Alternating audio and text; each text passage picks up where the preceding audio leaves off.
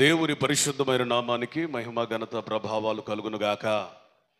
మన ప్రభు అయిన యేసుక్రీస్తు అతి శ్రేష్టమైన నామములో మీ అందరికీ కూడా నా హృదయపూర్వకమైన వందనాలు తెలియజేస్తా ఉన్నాను. యేసుకి స్తోత్రం చెప్పండి బిగ్గరగా. హల్లెలూయా. వాక్య ధ్యానం కొరకు నిర్గమకాండం 13వ అధ్యాయం 3వ వచనం. మోషే ప్రజలతో ఇట్లన్నాడు, మీరు దాసగృహమైన ఐగుప్తు నుండి బయలుదేరి వచ్చిన దినమున జ్ఞాపకము చేసుకొనిడి. యెహోవా తన బాహుబలము చేత దానిలో నుండి మిమ్మును బయటకు రప్పించెను. దేవునికి స్తోత్రం చెప్పండి. హల్లెలూయా. బిగ్గరగా స్తోత్రం చెప్పాలి. హల్లెలూయా. సంతోషంగా ఉన్నవారు చప్పట్లు కొట్టి ప్రభు యొక్క నామాన్ని మహింపరుద్దాం. హల్లెలూయా. ఈ వాక్యము ద్వారా దేవుడే మనతో సూటిగా తేటగా ముఖాముఖిగా మాట్లాడును గాక. దేవుడు ఐగుప్తులో ఫరోకి కానీ ఫరో సంబంధితులకి కానీ ఐగుప్తు ప్రజలకి కానీ ఏ అద్భుతము చేయలేదు, ఏ మేలు చేయలేదు, ఏ ఆశీర్వాదకరమైన కార్యమో చేయలేదు. ఆయన ప్రజలని వెళ్ళనివ్వనందున ఏం చేశాడు తెలుసా? ఆ ప్రజలందరికీ కీడు చేశాడు, తెగుళ్లను రప్పించాడు. ఈ తెగులే ఏమైంది? వీళ్ళకి ఇశ్రాయేలీయులకి విడుదలకు కారణమైంది. ఇప్పుడు విడిపించబడ్డారు. ఎట్లా విడిపించబడ్డారు? వారు ఐగుప్తును విడిచి ఎర్ర సముద్రమును దాటి, ఇక ఎర్ర సముద్రం దాటేశారు. ఇక దేవుడట సమీపంగా ఉంటే వీళ్ళు మళ్ళీ వెనక్కి వెళ్ళిపోతారని షార్ట్ కట్ ఉన్న అందులో నుంచి తీసుకెళ్లకుండా చుట్టూ తిప్పుకుంటూ వెళ్ళాడట. మోషే చెప్తున్నాడు, నాయనా మీరు దాసగృహం నుండి విడిపించబడ్డారు. ఏ గృహం అట? దాసగృహం. ఏమిటి దాసగృహం అంటే? ఐగుప్తులో మీకు స్వేచ్ఛ లేదు, స్వాతంత్ర్యం లేదు, నిజమైన ఆనందం లేదు. అది మీ స్వంతది కూడా కాదు, అది మీ దాసగృహం. అంటే అర్థమేంటి? మీరు జీవించినంత కాలం 430 సంవత్సరాలు దాసులుగానే బ్రతికారు, కానీ ఎవడు కూడా యజమానుడు కాలేకపోయాడు. కాబట్టి దేవుడు దాసగృహమైన ఐగుప్తు నుంచి మనల్ని విడిపించిన ఆ దినముని ఎన్నటెన్నటికి మనం జ్ఞాపకం చేసుకోవాలి. ఈరోజు నేను అంటాను, విశ్వాసులమైన మనకి ఎప్పుడు గుర్తుండాల్సింది ఏంటంటే, దేవుడు మనల్ని లోకం నుండి విడిపించాడు. స్తోత్రం. శాపం నుండి విడిపించాడు. ఒకప్పుడు లోకాశల్లో బ్రతుకుతున్న మనల్ని ఈ రోజున ప్రత్యేకపరిచాడు. పాపుల గుంపులో ఉండవలసిన మనల్ని ప్రత్యేకపరిచి పరిశుద్ధులుగా మార్చి పరిశుద్ధులతో కూడా ఉండే భాగ్యాన్ని ఇచ్చి మహామహిమకు అర్హునిగా చేశాడు. దేవుని ఏర్పాటు ఎంత గొప్పగా ఉందో చూసారా? ఒకటి, ఆయన ముందుగా ఎరిగాడు. ఆయన కొందరిని కాదు, అందరినీ ఎరిగాడు. ముందుగానే ఎరిగాడు. ఎరిగిన నిన్నేం చేశాడు తెలుసా? నిర్ణయించాడు. పిలవాలి, పిలిచాడు. పిలిచి నిన్నేం చేశాడు తెలుసా? తన కుమారుడైన యేసుక్రీస్తు యొక్క రక్తం ద్వారా పరిశుద్ధునిగా నీతిమంతునిగా మార్చాడు. నీతికి అర్హురాలుగా మార్చబడిన నీవు ఇప్పుడు ఏ ప్రాసెస్లో ఉన్నావంటే, ఆ మహామహిమకు అర్హురాలుగా మార్చబడినటువంటి క్రమంలో ఉన్నావు. కాబట్టి లోకంలో వేరెవరికి లేని గొప్ప భాగ్యం మనకుంది. రక్షించబడిన వారికి ఉంది ఇది. స్తోత్రం. Praise the lord. అందుకని పాత పాటలో ఒక అద్భుతమైన మాట, వాక్యాధారమైనటువంటి మాట ఉంటుంది. అదేంటో తెలుసా? యెహోవా రక్షించిన నిన్ను పోలిన వాడెవడు ఓ ఇశ్రాయేల్ అని భక్తుడు పాట పాడుతూ ఉన్నాడు. దేవుని చేత రక్షించబడిన వారి కంటే గొప్పవాడు కానీ, ఆశీర్వదించబడిన వాడు కానీ, అధికుడు కానీ ఎవడు లేడు. ఒక మనిషి జీవితంలో, ఒక క్రైస్తవుని జీవితంలో నిజమైన ఆశీర్వాదం ఏంటంటే, ఉద్యోగాలు కాదండి, వ్యాపారాలు కాదండి, డబ్బు పోగు చేసుకోవటం కాదండి, స్థలాలు పొలాలు కాదండి. ఇవి ఆశీర్వాదాలు కావచ్చు, కానీ అసలైన ఆశీర్వాదం ఏంటో తెలుసా? ఈ లోకము నుండి వేరు చేయబడి యేసుక్రీస్తుని స్వంత రక్షకునిగా కలిగి ఉన్నవాడు నిజమైన ఆశీర్వాదానికి వారసుడు. హల్లెలూయా. అందుకనే దేవుని వాక్యం సెలవిస్తుంది, యెహోవాని దేవునిగా కలిగిన జనులు ఎవరట? ధన్యులు. ఈరోజు మన జీవితాలలో ఎప్పటికీ గుర్తుండాలి, ఎన్నటెన్నటికీ గుర్తుండాలి, మరిచిపోని ఒక సత్యం ఏంటంటే, నేను ఒకప్పుడు లోకంలో ఉన్నవాడిని, పాపిని, అపవిత్రుణ్ణి, కానీ ఈ దినమున దేవుని ఆత్మ చేత, దేవుని రక్తము చేత కడగబడి పరిశుద్ధునిగా మార్చబడ్డాను. ఇది ఎన్నటెన్నటికి మరిచిపోకూడని ఒక మధురమైన సత్యం. రక్షణ అనేది మరిచిపోకూడని ఒక మధురమైన సత్యం. అందుకని కలలో మెలకువలో నువ్వు ఎక్కడున్నా ఎప్పుడున్నా నువ్వు గుర్తుపెట్టుకోవాల్సిన విషయం ఏంటంటే, నేను రక్షించబడిన వాడిని, రక్షించబడిన దానని అని ఎప్పటికీ నీకు గుర్తుండాలి. పక్కూరికి వెళ్ళినప్పుడు కూడా, భక్తిపరుల మధ్యలోనే కాదు, భక్తిహీనుల మధ్యలోనికి వెళ్ళినప్పుడు కూడా, అవసరమైతే ఈ దేశంలోనే కాదు పరాయి దేశంలో బ్రతికేటప్పుడు కూడా ఎట్లుండాలి తెలుసా? నేను రక్షించబడిన వ్యక్తినని నీకు ఎప్పటికప్పటికి గుర్తుండాలి. యోసేపు గుర్తుపెట్టుకున్నాడు, దేవుడు దీవించాడు. హల్లెలూయా. నెహెమ్యా గుర్తుపెట్టుకున్నాడు, దేవుడు ఆశీర్వదించాడు.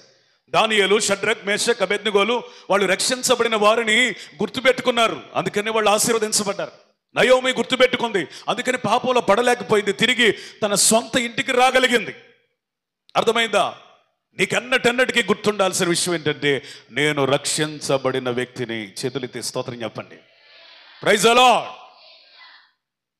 నీకున్న నిరీక్షణ ఏమవ్వాలి అంటే, నీ రక్షణ ఎప్పటికీ అనుమానాస్పదం కాకూడదు.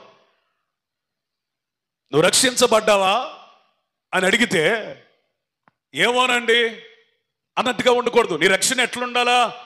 నిజమైన నిర్ధారణగా ఉండాలి. నేను నిజముగా రక్షించబడ్డాను, నా యేసయ్య రక్తము చేత కడగబడ్డాను, ఆయన ఆత్మ చేత నేను నింపబడ్డాను, ఆయన మధ్య ఆకాశానికి వచ్చినప్పుడు నేను రెప్పపాటులో ఆయన వలె మార్చబడి వెళ్ళిపోతాను అనే నిరీక్షణ ప్రతి క్రైస్తవునికి వచ్చే స్థాయిలో భక్తి చేయాలి. స్తోత్రం. Praise the Lord. అర్థమైందా? ఏదో మందిరానికి వచ్చాం, వాక్యం విన్నాం, వెళ్ళిపోయాం, ప్రార్థన చేసాం, ఏదో అద్భుతం జరిగింది, సాక్ష్యం చెప్పాం, అంత మాత్రమే కాదు మన భక్తి. మన భక్తి ఏంటో తెలుసా? మనం ఐగుప్తు అనుభవాల నుండి సంపూర్ణముగా సమూలముగా విడిపించబడి నడిపించబడి వేరైన ప్రజలమని ఎప్పటికీ మనం ఏం చేయాలట? గుర్తు పెట్టుకోవాలి. ఎవరైతే రక్షించబడాం అని గుర్తు పెట్టుకుంటారో వాళ్లకు దేవుడు కొన్ని డిమాండ్ చేస్తా ఉన్నాడు. అదేంటో చెప్తాను వినండి. నిర్గమాకాండం 20వ అధ్యాయం 2వ వచనం. నీ దేవుడైన యెహోవాను, నీ దేవుడైన యెహోవాను నేనే దాసుల గృహమైన ఐగుప్తు దేశంలో నుండి నిన్ను వెలుపలికి రప్పించి తిని, నేను తప్ప వేరొక దేవుడు నీకు ఉండకూడదు. దేవునికి బిగ్గరగా స్తోత్రం చెప్తామా? గట్టిగా స్తోత్రం చెప్దామా? హల్లెలూయా. వింటున్నారా? ఇక్కడ ఒక అద్భుతమైన మాట ఉంది. దాసుల గృహంలో నుండి విడిపించింది నేనే. స్తోత్రం చెప్పాలి. ఈ మాటలో ఎంత అధికారం ఉంది. ఐగుప్తులో నుండి విడిపించిన వాడును నేనే.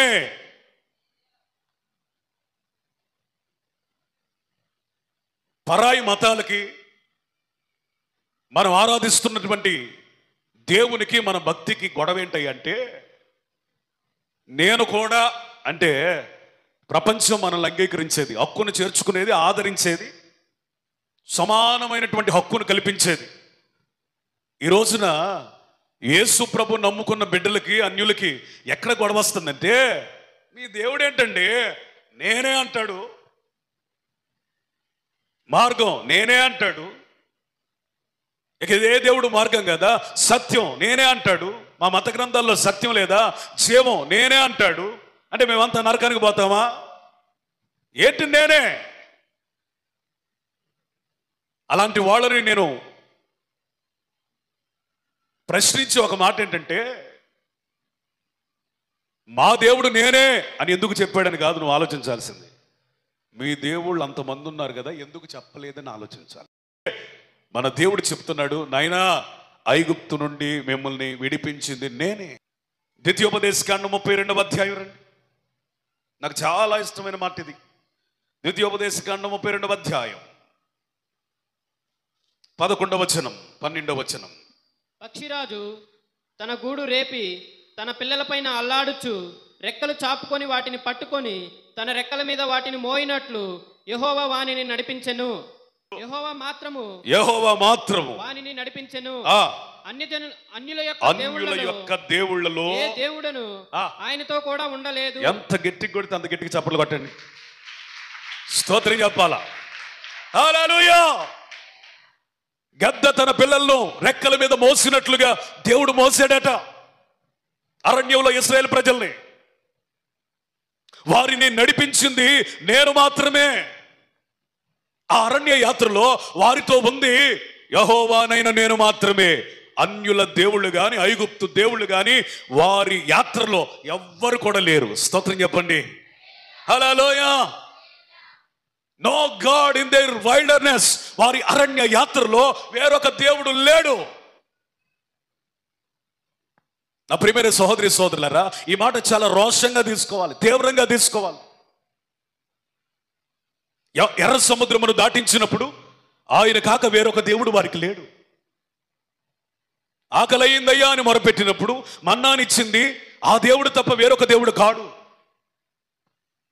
దాహమవుతుందయ్యా అంటే బండ నుండి సముద్రమంత సమృద్ధి అయిన నీటినిచ్చింది మన దేవుడు తప్ప ఇంకొక దేవుడు కాడు.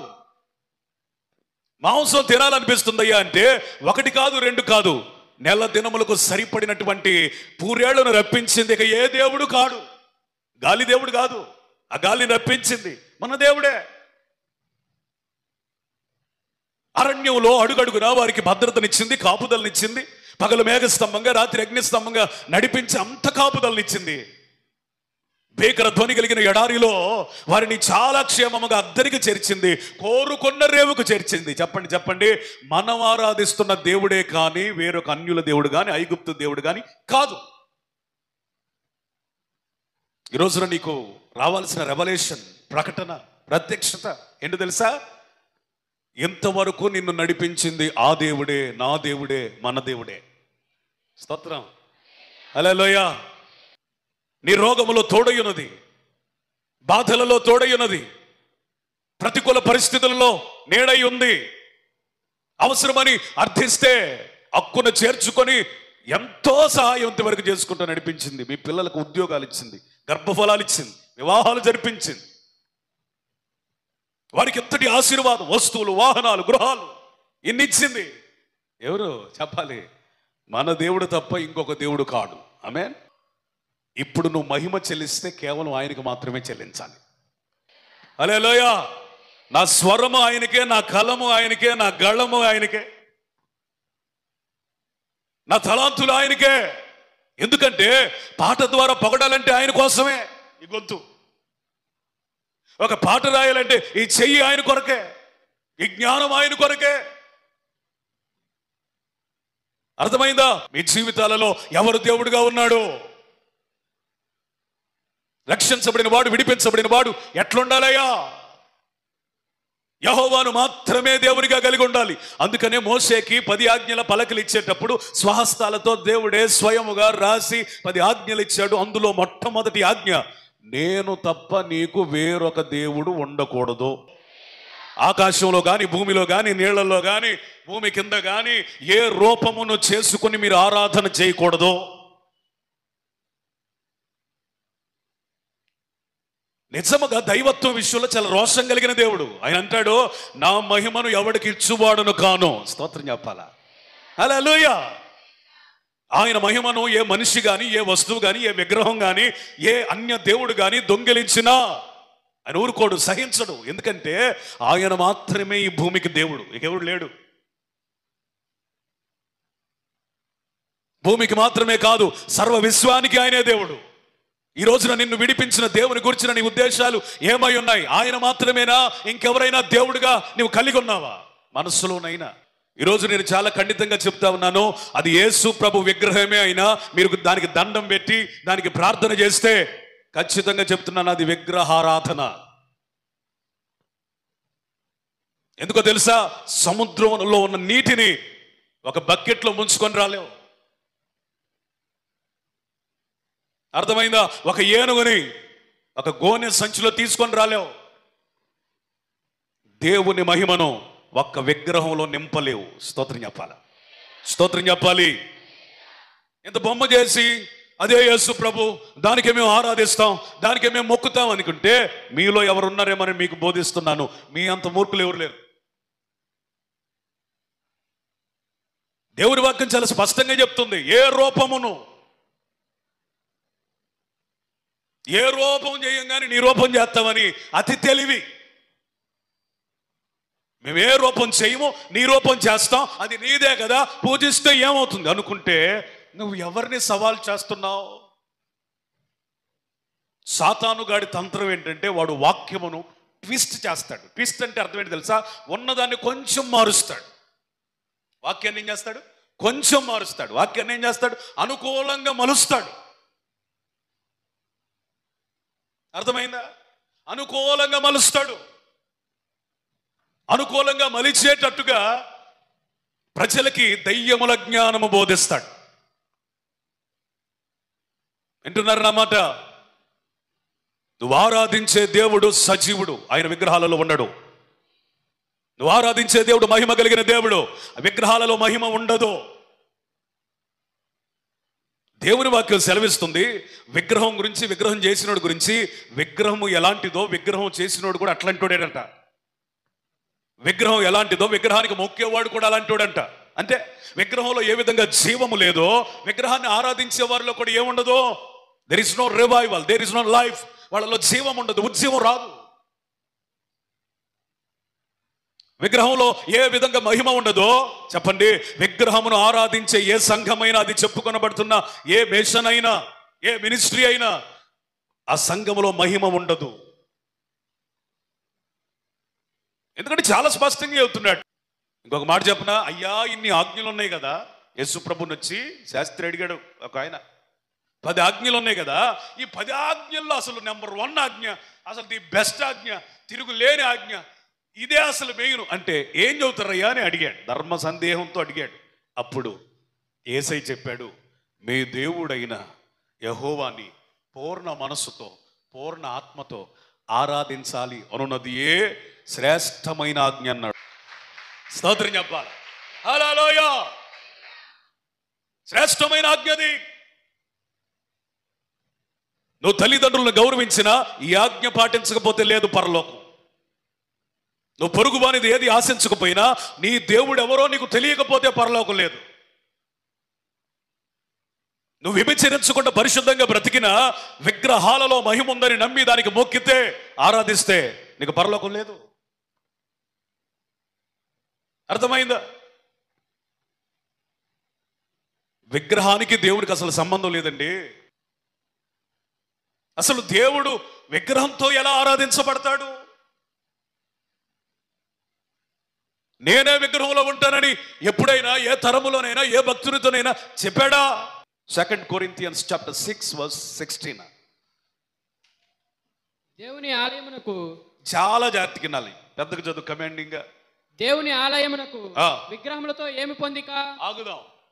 హలో, ఈ ప్రశ్నకి జవాబు చెప్పాల్సింది నువ్వే, నేను కాదు. పౌలు ప్రశ్నిస్తున్నాడు. చెప్పు. దేవుని ఆలయం, దేవుని మందిరం విగ్రహంతో ఎలా సంబంధం కలిగి ఉంటుంది? ఏం చెప్తావు? చదువు. మనము జీవము గల దేవుని ఆలయమై ఉన్నాము. మనము జీవము కలిగిన దేవుని ఆలయమై ఉన్నాం. అందుకు దేవుడు ఇలాగ సెలవిచ్చుచున్నాడు, నేను వారిలో నివసించి సంచరింతును, నేను వారి దేవుడనై యుందును, వారు నా ప్రజలై యుందురు. దేవునికి స్తోత్రం చెప్పాలి గట్టిగా. హల్లెలూయా. నా ప్రియమైన సహోదరి సహోదరులారా, దేవుడు విగ్రహంతో ఎటువంటి సంబంధం కలిగి లేడు. మన దేవుడు జీవము కలిగిన దేవుడు.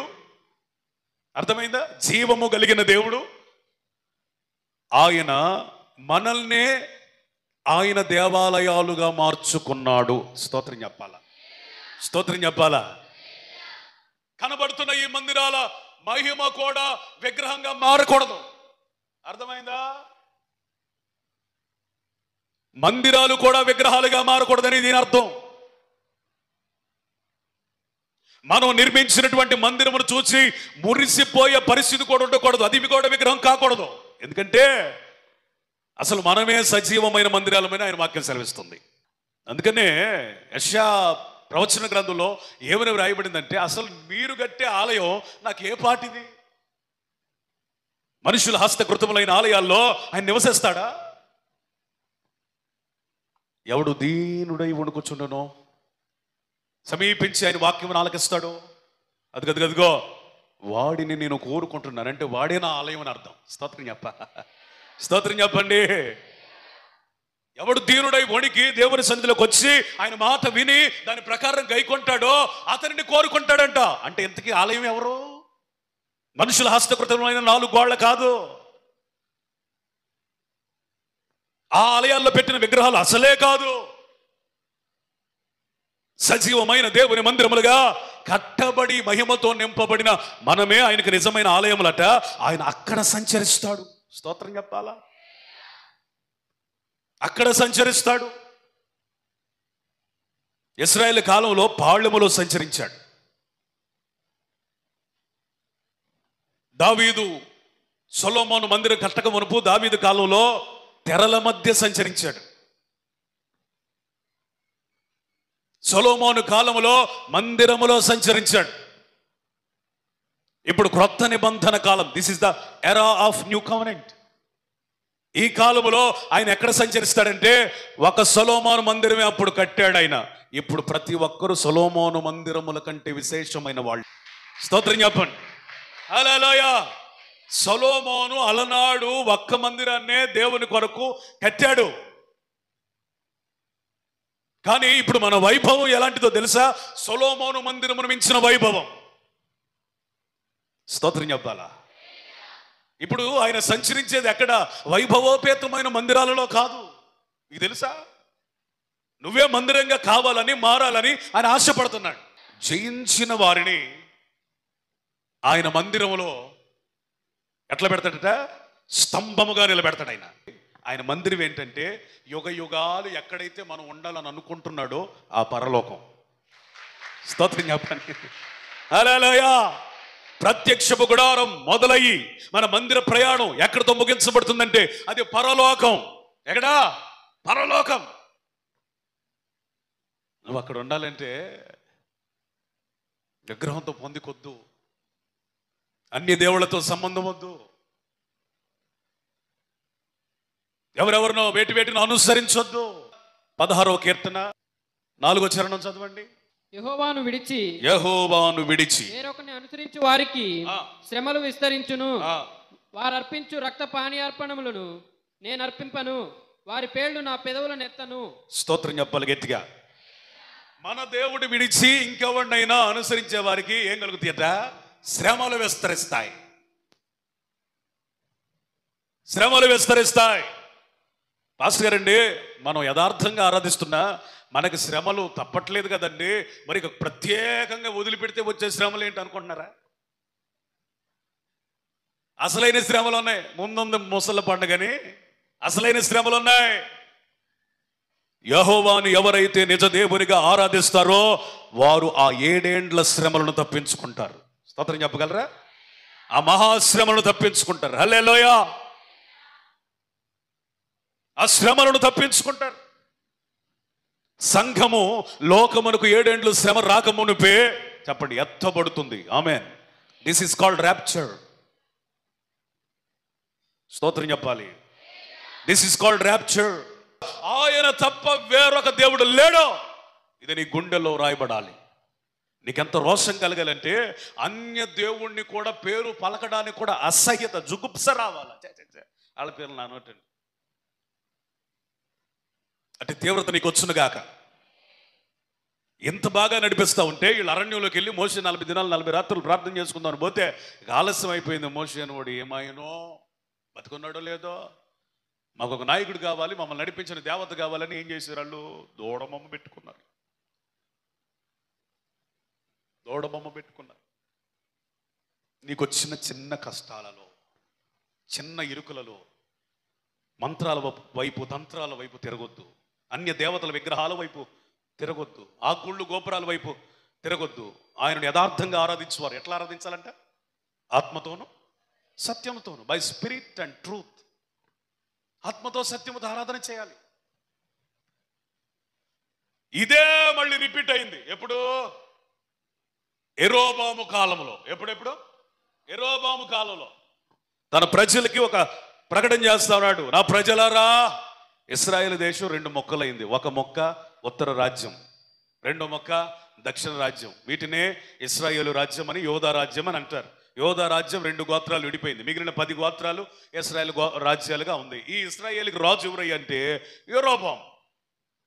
ఆ యెరోబాము ఏమని ప్రకటిస్తున్నాడంటే, ఒకరోజు ఆలోచన వచ్చిందంట. ఇంట్లో ఉన్నప్పుడు వీళ్ళు పద్దాక ప్రార్థన చేయడానికి ఎక్కడికి వెళ్తున్నారు? యెరూషలేము వెళ్తున్నారు. ఎందుకు? అక్కడ ఉంది ఆలయం. సొలొమోను యెరూషలేములో కట్టించాడు. యూదుల మధ్యలో ఉంది. ఆ 2 గోత్రాల వాళ్ళు కాదు, ఈ నా 10 గోత్రాలు కూడా వెళ్ళిపోతున్నారు.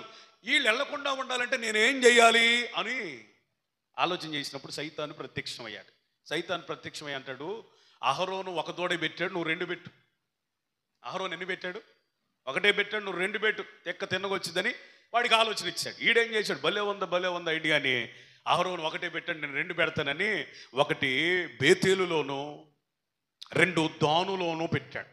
అంటే అర్థం ఏంటంటే సరిహద్దులు, అటు నుంచి ఇటు మొత్తం రాజ్యం కవర్ అయ్యేటట్టుగా ఆ చివర ఒకటి ఈ చివర ఒకటి పెడితే ఎవరు ఏది దగ్గరుంటే దేనికో దానికి మొక్కుకుంటా ఉన్నారు. మొత్తానికి 2 ఏదో ఒక దానికి కవర్ అయిపోయి ఎక్కడో ఒక చోట దూడ బొమ్మకు మొక్కుతూనే ఉన్నారు. 2 ఒక చోట లేవు, కానీ బేతేలులో ఒక దూడ పెట్టాడు. రెండోది ఎక్కడ పెట్టాడు?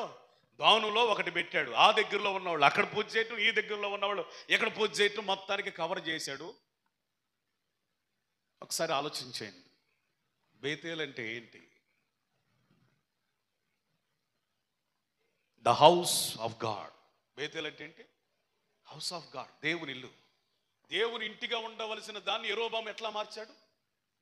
విగ్రహానికి నిలయముగా మార్చాడు. లేవీలైన వారిని కాకుండా అన్యుల్లో నుండి యాజకుల్ని రప్పించి ఉన్నత స్థలముల మీద ఆలయాలు కట్టించి అక్కడ బలి జరిగేటట్టుగా రేపాడు. యెరోబాము గురించి వ్రాయబడిన మాట, ఇశ్రాయేలీయులను పరిపాలించిన రాజులో అంత దుర్మార్గుడు, అంత దుష్కీర్తి గడించిన వాడు, దేవుని దృష్టికి విరోధంగా అంత పాపం చేసిన వాడు, తను చేసిన పాపాన్ని బట్టి అనేక మందికి నీ పాపంలోనికి నడిపించిన అంత భ్రష్టుడైన రాజు ఇంకొకడు లేడు. Worst king. దేవుని దృష్టిలో ఒక పనికి మాలిన రాజు ఎవడంటే యెరోబాము. ఎందుకు? విగ్రహాలను తీసుకొచ్చాడు. యోషియా ఉన్నాడు, ఆయన ఉన్న విగ్రహాలని తీసేసి యాజకులను పునఃప్రతిష్ఠించి అగ్నిని దాటిన వాళ్ళని మాన్పించి పురుష సంయోగులను దేశంలో నుంచి వెళ్ళగొట్టి సూర్య చంద్ర నక్షత్రాలకు ఆరాధించే వారిని బోధ చేసి బయటికి పంపించి ఇదిగో ధర్మశాస్త్రం ప్రకారం నడవండి అని వాక్యమును ప్రకటించిన గొప్ప రాజు, లోపము లేని దేవుని సేవ తన కాలములో జరిగించిన గొప్ప రాజు యోషియా. స్తోత్రం చెప్పాలి. స్తోత్రం. యోషియా యేసయ్యకు సాదృశ్యం. ఇప్పుడు యేసు ప్రభు మనలోనికి వచ్చిన తర్వాత ఏం చేశాడు తెలుసా?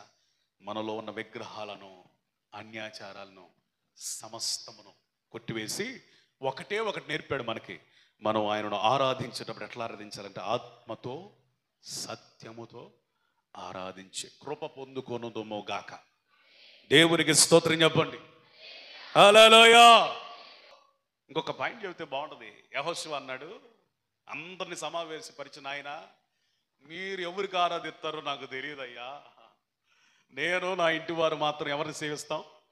యెహోవాను మాత్రమే సేవిస్తాం అన్నప్పుడు ఈ మాట మనం అందరం కలిసి చదువుదాం.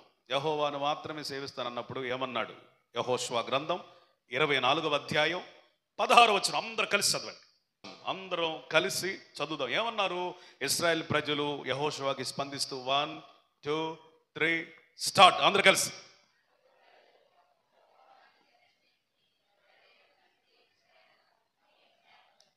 ఇది అండర్లైన్ చేసుకోండి మీ బైబిల్లో. యెహోవాను తప్ప ఇంకొక దేవుడు జోలికి వెళ్ళినా, ఇంకొక విగ్రహం జోలికి వెళ్ళినా, అసలు యేసయ్య విగ్రహం పెట్టి నువ్వు ప్రార్థన చేసినా నువ్వేమవుతావని దేవుని వాక్యం సెలవిస్తుంది. వాళ్ళు ఏం ఒట్టు పెట్టుకున్నారు తెలుసా? నిన్ను తప్ప మేము ఇంకొకరిని ఆరాధిస్తే మేము మా బ్రతుకులు చెడిపోవాలయ్యా, మేము శపితం అయిపోవాలయ్యా అని దేవుని సన్నిధిలో ఒట్టు పెట్టుకున్నారు. ఎంత రోషం! స్తోత్రం చెప్పండి. దావీదు అంటున్నాడు, యెరూషలేమా నిన్ను మరచిన ఎడల నా కుడి చెయ్యి నేర్పును మరచును గాక. అంటే నా కుడి చెయ్యి యుద్ధం చేసే చెయ్యి, సితార వాయించే చెయ్యి, మేలు చేసే చెయ్యి, రాజ్య పరిపాలన చేసే చెయ్యి. కుడి చెయ్యి అంటే మెయిన్. అసలు మనిషికి కుడి చెయ్యి లేకపోతే ఏమీ కాదు. అట్టడి కుడి చెయ్యి పని చేయకుండా పోవును గాక అన్నాడు. నా నాలుక అంగిటను అంటుకొనును గాక. అంటే నాకు నేను బతికినా ఒకటే, చచ్చిపోయినా ఒకటే. రెండో మాటకు వద్దాం. ఇప్పుడు అంటున్నాడు లేవియా కాండము 25:55లో చదివినట్లుగా, మీరు నాకు మాత్రమే దాసులుగా ఉండాలి. స్తోత్రం చెప్పండి. బా, ఎంత గొప్ప స్వాతంత్ర్యం మన ఎడల ఆయన కలిగి ఉన్నాడండి. నువ్వు నా కొడుకురా అని ఒక తండ్రి అన్నట్టుగా మన దేవుడు ఏమన్నాడు తెలుసా? నువ్వు నాకు మాత్రమే దాసుడు రా నాయనా. They are my servants. నాకు మాత్రమే వాళ్ళు సేవ చేయాలా. Praise the Lord, praise the Lord, praise the Lord. నేనంటాను, నీ జీవితంలో మన దేవునికి అట్టి స్వాతంత్ర్యం ఉందా? కట్టబడిన బంధకాలలో నుంచి విడిపించాను నేను. ఒకప్పుడు మీరు ఐగుప్తుకి, ఫరోకి, వాళ్ళకి దాసులు. ఇప్పుడు నేను విడిపించాను, వీళ్ళు కన్నాను, కొన్నాను, గద్దరెక్కల మీద మోసినట్టుగా మోసాను, నడిపించాను, విడిపించాను, ప్రేమించాను, ఆశీర్వదించాను. ఇప్పుడు ఎవరికి చేయాలి మీరు సేవ? నాకు మాత్రమే సేవ చేయాలి. స్తోత్రం చెప్పండి. మీరు నాకు మాత్రమే దాసులై ఉండాలి. హల్లెలూయా. క్రొత్త నిబంధనలకు వస్తే రోమపత్రికలో వ్రాయబడిన మాట ఏంటి తెలుసా? మనం ఒకప్పుడు పాపమునకు దాసులం. ఒకప్పుడు దేనికి దాసులం అంట? రోమ 16:18 ఉంది, కడుపునకు దాసులం. అంటే ఏమి తిందమో ఏమి తాగుదాం ఇదే గోల. యేసయ్య చెప్పినట్టు మీరు సిరికైనా దాసుడిగా ఉండాలి, లేకపోతే దేవునికైనా దాసుడిగా ఉండాలి. ఇద్దరికి మీరు దాసత్వం ఉండలేరు. ఎవరో ఒకడే మీకు యజమాని. అది డబ్బు కావచ్చు, చెప్పండి, దేవుడు కావచ్చు. ఒకప్పుడు ధనమునకు దాసులు. 1 కొరింథీ 7:23, 1 కొరింథీ 7:23 మనుష్యులకు దాసులు. గలతీ 4:9 లోకమూల పాఠాలకు దాసులం. దేనికి దాసులం? గలతీ 4:9 లోకమూల పాఠాలకు దాసులం. గలతీ 4:8 దేవుళ్ళు కాని వారికి దాసులం. దేవుళ్ళు కాని వారికి దాసులం. పాపానికి దాసులం, కడుపునకు దాసులం, ధనానికి దాసులం, మనుషులకు దాసులం, అన్యాచారాలకు దాసులం, దేవుళ్ళు కాని వారికి దాసులం. ఎంత దాస్యత్వంలోంచి ప్రభు మనల్ని ఎక్కడికి నడిపించాడో తెలుసా? ఎవరికి దాస్యత్వం చెయ్యలేని మనము భయపడుటకు మరలా మనము దాస్యపు ఆత్మకు అప్పగించబడలేదు, కానీ పరిశుద్ధాత్మ చేత నింపబడి ఆయనకు సేవ చేయుచున్న వారం. స్తోత్రం చెప్పండి, స్తోత్రం చెప్పండి. హల్లెలూయా. నిజముగా విడిపించబడిన వారిలో ఈ లక్షణాలు ఉంటాయి. ఏ లక్షణాలు? పాపానికి దాస్యత్వం చేయరు. పాపానికి అసలు ఒప్పుకోరాళ్ళు. యోహాను తన పత్రికలు అంటాడు, దేవుని మూలముగా పుట్టిన వాడు పాపము చేయుడు, తన్ను తాను భద్రము చేసుకుంటాడు. నిజంగా ఒక వ్యక్తి దేవుని మూలంగా పుడితేనట అతని లక్షణం ఎట్లుంటదంటే పాపము అంటకుండా తనను తాను భద్రపరచుకుంటాడంటే ఎప్పటికప్పుడు. హల్లెలూయా. ఎప్పటికప్పుడు భద్రపరచుకుంటాడు, యోసేపులాగా. దేవుడు పౌలు ద్వారా మాట్లాడుతున్న మాట ఏంటో తెలుసా? మీరు మరలా పాపం చేయటానికి శరీరానికి రుణస్థులు కాదు. మీ శరీరం అప్పు, అది చేసిన పాపానికి వడ్డీ మొత్తం దేవుడు 2025 సంవత్సరాల క్రితం సిలువలో కొట్టేశాడు, చెల్లించి. అది ఆయన రక్తం. స్తోత్రం. హల్లెలూయా. మామూలు రక్తం కాదు. ఎలాంటి రక్తం? పవిత్ర రక్తం. పాపివైన నిన్ను తన పవిత్ర రక్తం చేత కొన్నాడు ఆయన. కొన్ని నీ అప్పునంతా తీర్చేశాడు, వడ్డీతో సహా. ఇప్పుడు నీ శరీరానికి నువ్వు దాస్యత్వం చేయాల్సిన అవసరం లేదు. అది రేపిన ప్రతి పాపానికి వెళ్లాల్సిన అవసరం లేదు. అది వెళ్ళమన్న ప్రతి స్థలం తొక్కాల్సిన అవసరం లేదు. వచ్చిన ప్రతి ఆలోచన అమలు చేయాల్సిన పని లేదు. ఎందుకంటే మన శరీరానికి దాసులం కాదు, ఆత్మకు దాసులం. ఎందరు దేవుని ఆత్మ చేత నడిపించబడతారో చెప్పండి, వారు దేవుని కుమారులై ఉంటారు. స్తోత్ర. కడుపునకు దాసులు. కొంతమంది తమ కడుపే తమకు దేవుడట. అట్లాంటి వాళ్ళ జీవితంలో ఏం జరిగిందని ఫిలిప్పీలకు రాసిన పత్రికలో ఉంటుందంటే, నాశనమే వారి అంతం. కడుపును దేవుడుగా చేసుకున్న వాడు అంతం ఎట్లా ఉంటుందట? కడుపు అంటే తింటమే కాదు, సుఖం, సుఖాసక్తి. దేవుని కంటే సుఖాసక్తిని ఎక్కువగా ప్రేమించటం, తిండిబోతుతనం, స్వార్థపూరితమైన జీవితం. దీనేమంటారు? కడుపు. అరే నీ కడుపుకు నువ్వు తిన్నావు, పక్కనోడి సంగతి ఏంటి అంటే నీ స్వార్థం నువ్వు చూసుకున్నావు, పక్కనోడి పరిస్థితి ఆలోచించని మనస్సు. కడుపుకు దాసులుగా ఉండేవారి లక్షణాలు. మూడోది, మనుష్యులకు దాసులు. ఒకప్పుడు ఎవరైతే చెబితే అది చేయటం. కానీ దేవుని ఆత్మచేత నడిపించబడినప్పుడు మనుష్యులకు కూడా వేరై, మూర్ఖులైన ఈ తరము వారికి వేరై రక్షించబడాలి. లోకమూల పాఠాలకి దాసులు. ఒకప్పుడు ఇది చేయకూడదేమోనయ్యా మామయ్య అంటే ఆ మామయ్య అంటాడు. ఒక ఊర్లో ఒక మామయ్య, ఒక బాబాయ్, ఒక పెన్నం, ఒక అత్త ఉంటారు. పనికి మళ్ళీ సలహాలు ఇచ్చే వీళ్ళందరూ. పాస్టర్ చెబుతాడులే, అదే చెప్పు, ఇదే ఆయనకి పని ఆ పాట, వాళ్ళ ఉద్దేశం. పైకి అన్నారు కానీ లోపల ఇంటెన్షన్ ఇదే, ఆయనకి పని ఆ పాట అమ్మాయి. ఆయన చెబుతాడులే కానీ అదే చెప్పు ఇదిదే. ప్రయాణం చేసేటప్పుడు మంచి రోజు చూడాలా. మంచి రోజు చూసుకున్న వాళ్ళందరూ ప్రయాణాలు క్షేమంగా ఉంటున్నాయి అనుకున్నారా? ఎవరి ప్రయాణాలు క్షేమంగా ఉంటున్నాయి? ఇది మొదలుకొని నీ రాకపోకల యందు యెహోవా నీకు తోడుగా ఉంటాడు. వీళ్ళ ప్రయాణాలు బాగుంటాయి. ఎవరు తోడు రావాలి? మంచి రోజు చూసుకునే పెళ్ళికి వెళ్ళేది, ముహూర్తం పెట్టుకునేది, కార్డు కొట్టించేది. చూడండి ఎన్ని వికృతమైన చేష్టలు చేస్తున్నారు మందిరానికి వచ్చి. పెళ్లి కార్డు ప్రింట్ అవ్వగానే పాస్టర్ గారి దగ్గరికి వచ్చి ప్రార్థన చేసుకునేది కాదు. పెళ్లి కూతురు తరపు వాళ్ళకి ఇవ్వాలంట. మొట్టమొదటి ఎవరికి ఇవ్వాలంట?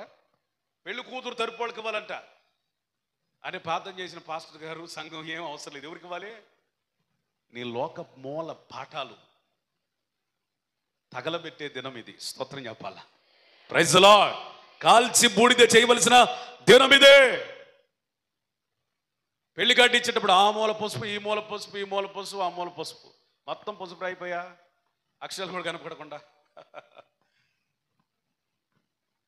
పసుపు.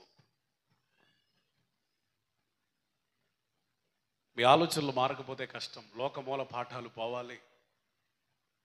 అర్థమైందా? మా ఊరు ఆచారం అండి ఇదే. ఊరికి ఒక ఆచారం, దేశానికి ఒక ఆచారం లేదు. దేవుడు ధర్మశాస్త్రము ద్వారా, దేవుడి వాక్యం ద్వారా ఆత్మ సంబంధమైన ఆచారాలు పెట్టాడు. అదే ఆచారం. బైబిల్ కల్చరే మన కల్చర్. స్తోత్రం. బైబిల్ ఆచారమే మన ఆచారం. స్తోత్రం చెప్పాలి గట్టిగా. దేవుడు ఏది చూపించాడు అదే మన ఆచారం మగునుగాక. హల్లెలూయా. దేవుడు చెప్పింది చేయుడు కానీ ఆచారాలు భలే చేస్తారు కొంతమంది. మరి ఆ తీక్షణత, ఆ తీవ్రత, ఆ కాన్సెప్ట్ ఎందుకని రాదు దేవుని మీదకి? లోకంలో బాగానే పాటిస్తున్నావు. టైం అంటే టైం, ముహూర్తం, వాస్తు అంటే వాస్తు, ఇల్లు కట్టేటప్పుడు బాగుంది. మరి దేవుడు ఇదంటే ఇదే నువ్వు ఎందుకు చేయలేకపోతున్నావు? అంటే నువ్వు దేనికి ప్రాధాన్యత ఇస్తున్నావు? డాక్టర్ గారు మధ్యాహ్నం 1 గంటకి వేసుకోయి అంటే చెప్పండి, 12:50 ఎత్తుక్కుంటాడు ఆయన. ఏంటి? టాబ్లెట్. ఈ 10 నిమిషాలు ఎక్కడ మళ్ళీ మిస్ అయ్యిద్దని ఎత్తుకొని ఆ గడియారం చూసుకొని ఖచ్చితంగా 12 అవ్వగానే వేసుకుంటాడు. అయ్యో,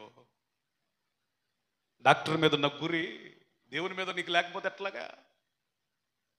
వాళ్ళు అది చేయమన్నారు, ఇది చేయమన్నారని మనుష్యుల మీద నువ్వు ఆలోచన పెట్టుకున్నావు, ఆశలు పెట్టుకున్నావు. వాళ్ళ నిర్ణయాలు ఫైనల్ నువ్వు అనుకుంటున్నావు. చాలా దెబ్బతింటావు. అన్యాచారాలు చేసి బాగుపడినోడు ఎవడాడో ఆయన వాక్యానుసారంగా చేయటం ప్రయత్నం చేయి. స్తోత్రం. అందులో పరిపూర్ణుడు బాబు. హల్లెలూయా, హల్లెలూయా. బైబిల్లో ఏ భక్తుడు తన భార్యకి సీమంతం చేశాడు? ఒకళ్ళు చెప్పండి. అబ్రహాం చేశాడా? మరి నువ్వు వెళ్ళావు మొన్న. ఇస్సాకు చేశాడా? యాకోబు చేశాడా? భార్యలకి ఏ అత్త చేసింది? ఏ తల్లి చేసింది? బుద్ధి తక్కువైన పనులు చేయవాకండి. దేవుడు నిన్నింత ఆశీర్వదిస్తే అన్యాచారాల కొంపలోకి తీసుకొని వచ్చి పాస్టర్ గారు ప్రార్థన చేయి. పాస్టర్ గారు కాదు, అసలు దేవుడే నిన్ను విసర్జించాడు.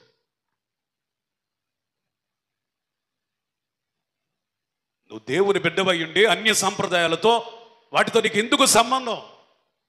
ఆ మాత్రం తీవ్రత, ఆ మాత్రం ప్రత్యేకత, రోషం లేకపోతే ఇంకెందుకండి బయటికి చేయటం? యేసయ్యా మొత్తుకొని చెబుతున్నాడు, నాయన మీరు నాకే దాసులు, నేను చెప్పిందే చేయాలి, నా సేవే మీరు చేయాలి, నాకే లోబడి ఉండాలి, ఎన్నిటికి కాదన్నాడు. స్తోత్రం చెప్పాలా? గట్టిగా చెప్పాలి. నువ్వు చేసే ప్రతి అన్యాచారం వెనక నిన్ను వెంబడించే శాపం ఉందని నీకు తెలుసా? ప్రతి అన్యాచారం నిన్ను చుట్టుకుంటుంది, జాగ్రత్త. నీ పిల్లలను చుట్టుకుంటుంది, జాగ్రత్త. దినాలు, మాసాలు కావాలి. ప్రార్థనతో పని లేదు నీకు. నీకు అన్నీ లెక్కే. దేవుడు అంటేనే లెక్కలేదు. ఒక దినమున నిన్ను దేవుడు లెక్కలోంచి తీసేసాడు అనుకో, కుక్క కూడా నిన్ను లెక్క చేయదు. గుర్తుపెట్టుకో, గట్టిగా మాట్లాడుతున్నా. దేవుడే నిన్ను లెక్కలోకి తీస్తే కుక్క కూడా నీకు విలువివ్వదు. నెబుకద్నెజరు అంతటి వాడినే అరణ్యంలో గడ్డి మేసేటట్టుగా పశువు మనసు ఇచ్చాడు. ఆకాశపు మంచుకు తడిచి పక్షిరాజు గద్దల్లాగా ఎండిపోయేటట్టుగా చేశాడు. తేడా వస్తే ఆయనకి రాజులంటే కూడా లెక్కలేదు. నువ్వు పెద్ద విషయం ఏం కాదు. అర్థమైందా? భూపతులనే నేల కరిపించిన మహారాజు ఆయన. నువ్వు పెద్ద లెక్కేం కాదు, నీ ఉద్యోగం పెద్ద లెక్కేం కాదు, నీకున్న ఆస్తి లెక్కేం కాదు, వెనకేసుకున్న లక్షలు లెక్కేం కాదు. కొండ మీద పశువులు ఆయనవే, బండలో నుంచి నీళ్ళు ఆయనవే, వెండి బంగారాలు ఆయనవే. ఆయనది కాదేది. ఆయనకంటే గొప్పటివా, శ్రీమంతుడివా, ధనవంతుడివా? ఎవడికి నీ లెక్కలో? లోక మూల పాఠాలకు వేరవు, మనుష్యులకు వేరవు, పాపమునకు వేరవు, డబ్బుకు వేరవు. వీళ్ళకి కాదు మనం దాస్యత్వం. ఎవరు మనల్ని విడిపించారో ఆయనకి సేవ చేయాలి. అది నిజమైన దాస్యత్వం. స్తోత్రం చెప్పాలి, స్తోత్రం చెప్పాలి. హల్లెలూయా. రోషం ఉండాలండి. భక్తి చేసేవానికి రోషం ఉండాలా. ఏవో సురుకు లేనట్టుగా ఉంటే దాన్ని వాత వేయబడిన మనస్సాక్షి అంటారు. చురుకు ఉండదు. మూడో మాట చెప్తా. నిర్గమకాండం 13వ అధ్యాయం 3వ వచనం.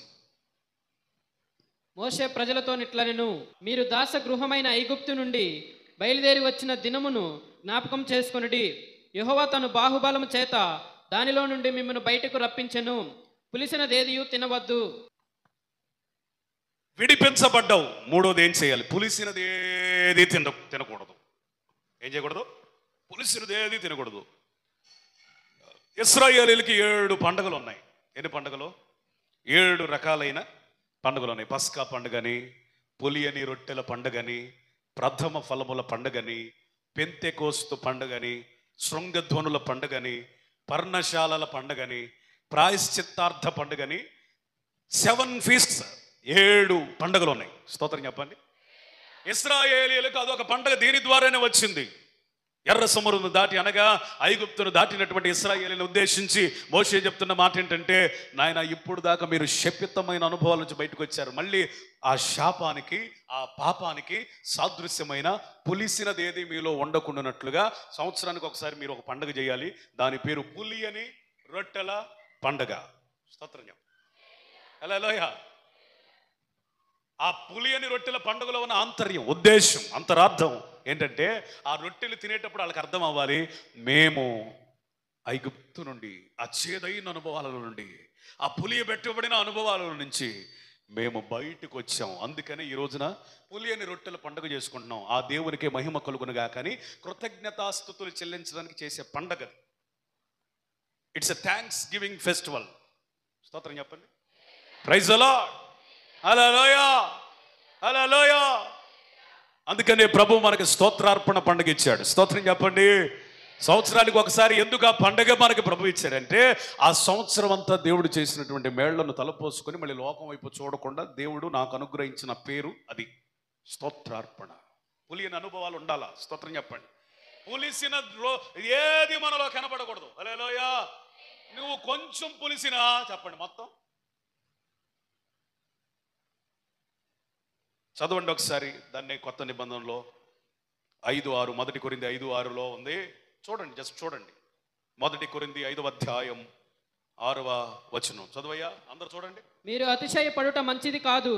పులిసిన పిండి కొంచెమైనను ముద్దంతయో పులియజేయునని మీరు ఎరుగురా. చాలండి. పులిసిన పిండి కొంచెమైనను ముద్దంతటిని ఏం చేస్తుంది?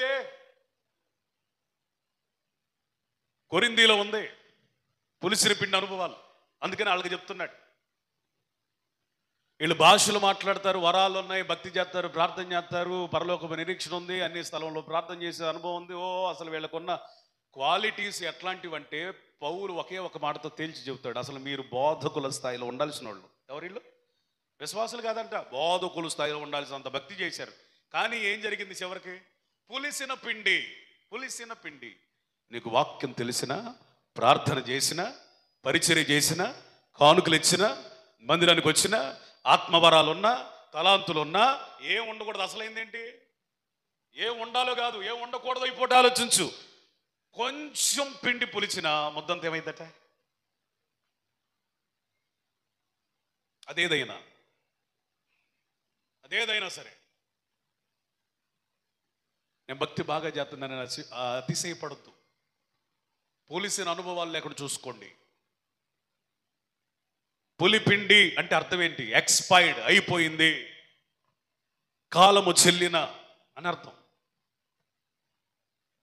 కాలం చెల్లితేనే పులిసిపోద్ది కదా ఆహార పదార్థాలు ఏవైనా. అంటే ఇవి కాలము చెల్లిన ప్రాచీన అనుభవాలు. లోకంలో ఏది వదిలిపెట్టారో మళ్ళీ అది సంఘంలోకి రుద్దటం, తెచ్చుకోవటం, కలిగి ఉండటం, దాన్ని బట్టి అతిశయపడతాం. ఇన్ని వరాలుండి, ఇంత ఆధ్యాత్మిక ఔన్నత్యం ఉండి, ఏమండి విశ్వాసులుగా మాత్రమే కాదు, అసలు నిలబడి వాక్యం చెప్పే స్థాయిలో ఎదిగినటువంటి ఈ కొరింథీలో వ్యభిచారం పోయిందా? పోలా. జారత్వం పోయిందా? పోలా. దూషణ మాటలు పోయినాయా? పోలా. సహోదరుల మధ్య అసమాధానం పోయిందా? పోలా. అసూయలు పోయినాయా? కక్షలు పోయినాయా? కార్పణ్యాలు పోయినాయా? ఏవి పోలా. అన్నీ ఉన్నాయి. వరాలు ఉన్నాయి. చెప్పండి, వీళ్ళకి లోకపరమైన భారాలు కూడా ఉన్నాయి. పైకి ఆత్మీయతగా కనపడుతున్నట్టుగా ఉంది, దేవుని కనుదృష్టిలో అభ్యంతరాలు కూడా చాలా ఉన్నాయి. నువ్వు ఎన్ని ఆత్మవరాలు లేకపోతే ఎంత ఆత్మ సంగతమైన సంగతులు నువ్వు నేర్చుకుంటున్నావు అనేది కొంచెం అలా పక్కన పెట్టి, అసలు దేవునికి అక్కర్లేనిదేడుతో గమనించి దాన్ని డిలీట్ చేసి, you should delete all these experiences. Delete చేసేసి పోలీసింది ఏది మనకొద్దు. అపోస్తలుడైన పౌలు తనకిచ్చిన ప్రత్యక్షను బట్టి పులియని రొట్టెల పండుగ అంటే ఏంటో నిర్వచనం ఇస్తున్నాడు చూడండి. కనుక పాతదైన పులిపిండితోనైనను దుర్మార్గత, దుష్టత్వము పులిపిండితోనైనను కాకుండా నిష్కపట్యమును సత్యమును పులియని రొట్టెతో పండుగ ఆచరింతుము. దేవునికి రెండు చేతులు పైకెత్తుదాం, దేవునికి స్తోత్రం చెప్పండి. ఇంకా కక్షలు, అసూయలు, కార్పణ్యాలు, కోపాలు, క్రోధాలు, మనస్పర్ధలు, అసమాధానాలు పెట్టుకుని భక్తి చేయటం అది పులియని రొట్టెల పండుగ కాదు. పులియని రొట్టెల పండుగ ఏంటో తెలుసా? నిష్కపటముతో కూడినది, సత్యముతో కూడినది. ఒక మాటలో చెప్పాలంటే ఆయనను యథార్థంగా ఆరాధించువారు ఆత్మతో సత్యముతో ఆరాధించాలని చెప్పాడే, ఆ మాటకి సమానమైన వచనం ఇది. ద్వితీయోపదేశకాండం 5వ అధ్యాయం 15వ వచనం. నువ్వు విడిపించబడ్డావు, ఏం చేయాలా?